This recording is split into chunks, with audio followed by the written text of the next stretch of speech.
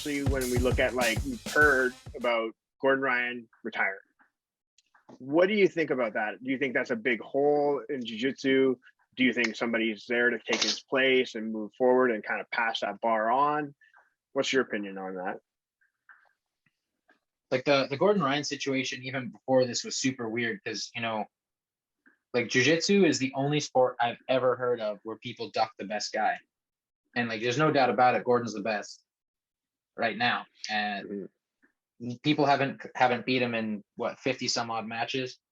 And like, with people like that, can you imagine seeing something in the UFC, a dominant champion that no one wants a shot at?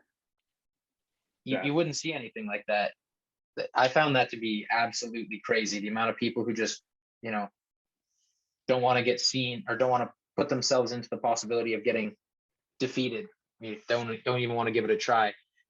That's ridiculous. But in terms of him retiring, I don't think it's going to be permanent. You know, he's financially doing well. If there's a treatment for whatever he's got, he'll be able to find it. It might not be anytime soon, but I think he'll be back, and I don't think he's done. Who do you think kind of takes up the mantle while he's gone to kind of push that envelope as far as like what you talked about, real jiu-jitsu being finding the submission and fighting for the submission?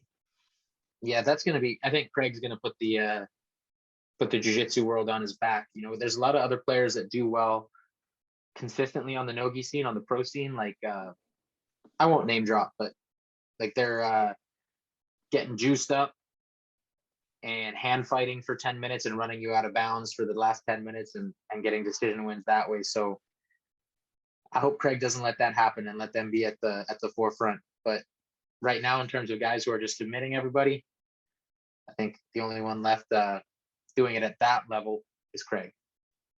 I definitely agree with that. Like, Craig's looking for the finish, you know, just like you are. It's you either see him, he's getting finished, or he's the one doing the finishing.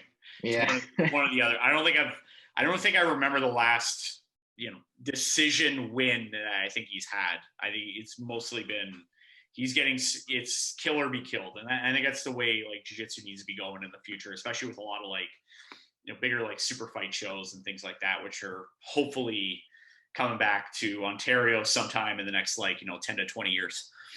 2024, that's my estimate. Yeah, it's fair.